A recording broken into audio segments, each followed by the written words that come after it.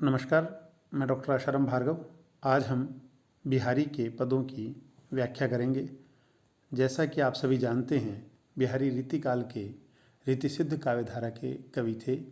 रीतिसिद्ध अर्थात वे कवि जिन्होंने संस्कृत काव्यशास्त्र की लक्षण उदाहरण ग्रंथ परंपरा का अनुसरण तो नहीं किया, बल्कि उनके काव्य लक्षण उदाहरण ग्रंथ परंपरा के अनुसरण के रूप में स्वीकार किए जाते हैं।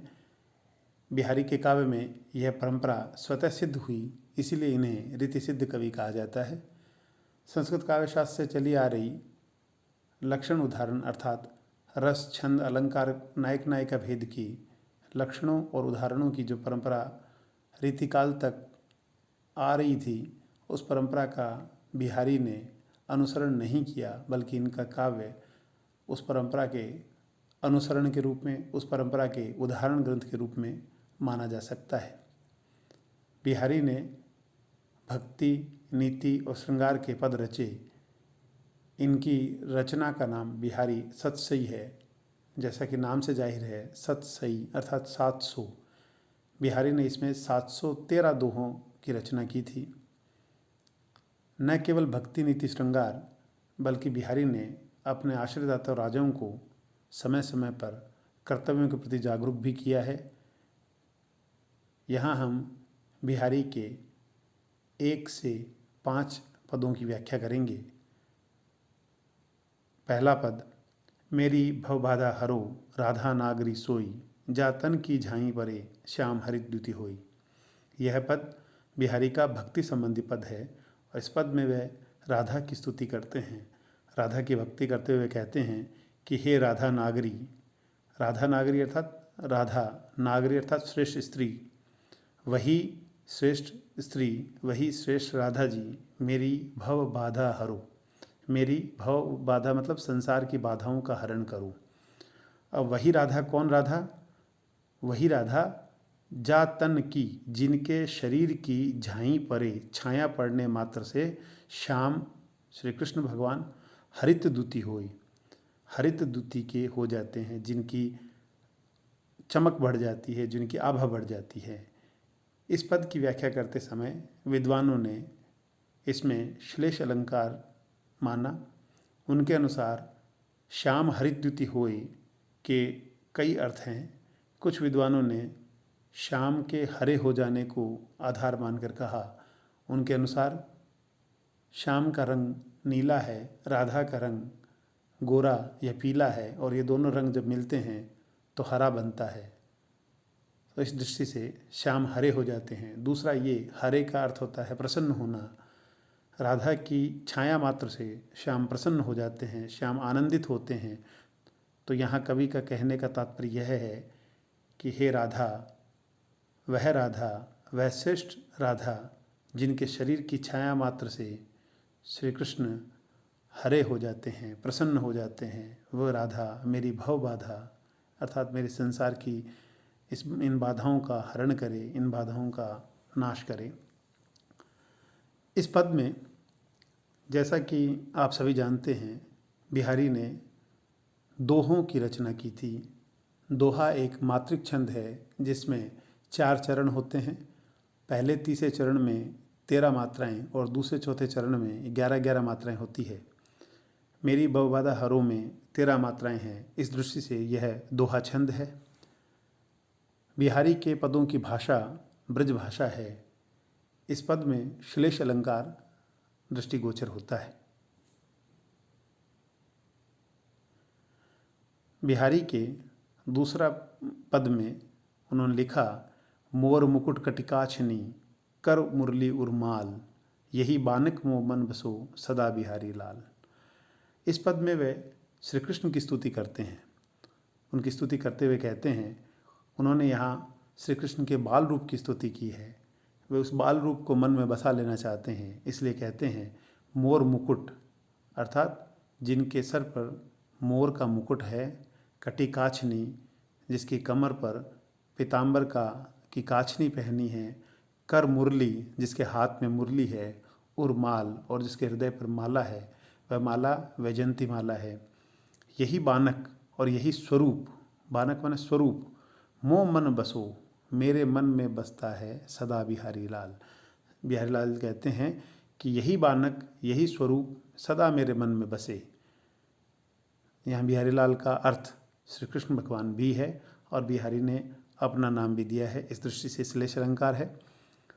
तो यहाँ इस पद में, इस भक्तिपरक पद में बिहारी श्री कृष्ण भगवान के उस स्वरूप को मन में बसा लेना चाहते हैं जिसके सिर पर मोर मुकुट है, कमर पर काछनी है, हाथ में मुरली है और गले में माला है। इस पद में भी दोहा छंद है, श्लेष अलंकार है, भाषा ब्रज है। पद संख्या 3 में उन्होंने लिखा, मोर मुकुट की चंद्रकनु यूं राजत नंद नंद, मनु शशि शेखर की अकस किए शेखर सतचंद। यहाँ उन्होंने कृष्ण की स्तुति की है, साथ ही उनके सिर पर मोर मुकुट की भी प्रशंसा की है। उन्होंने लिखा है कि मोर मुकुट की चंद्रकनु, चंद्रकनु अर्थात चंदोवा, जो मोर का मुकुट कृष्ण भगवान ने पहन रखा है और उस मुकुट में जो मोर पंख का चंदोवा लगा हुआ है वह यूं राजत, इस तरह सुशोभित होता है, नंद नंद, नंद के बेटे पर, नंद के बेटे अर्थात श्री कृष्ण पर मोर मुकुट की वह चंदोवा इस तरह सुशोभित हो रहा है। मनो मन मानो शशि शेखर, शशि शेखर अर्थात शशि मन चंद्रमा, शेखर मन सिर पर, जिन्होंने अपने शिखर पर शशि को धारण कर रखा है भगवान शिव। मानो शिव की अकस, अकस का मतलब होता है प्रतिस्पर्धा, किए शेखर सतचंद, श्री कृष्ण ने शेखर मन सिर पर सतचंद, सैकड़ों चांद कर लिए हूँ।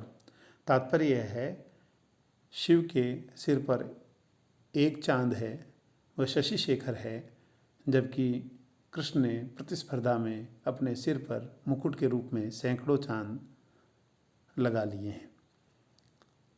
इस पद का तात्पर्य यह है कि श्री कृष्ण भगवान के सिर पर लगा हुआ चंदोवा सैकड़ों चांद जैसी आभा लिए हुए है, सैकड़ों चांद जैसा सुंदर और सुशोभित लगता है। इस पद में भी दोहा छंद है, भाषा ब्रज है और अलंकार इसमें मनु मानो जनहूँ जानो ज्यों उत्प्रेक्षा अलंकार है। उसके साथ साथ अनुप्रास अलंकार भी है।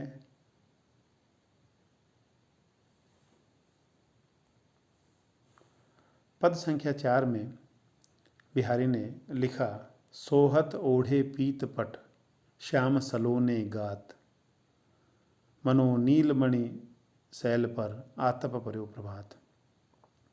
श्री कृष्ण के स्वरूप का वर्णन करते हुए बताते हैं, श्री कृष्ण का रंग जैसा कि आप सभी जानते हैं नीला है और कृष्ण का वस्त्र है वह पीतांबर है, अर्थात पीले रंग का वस्त्र है।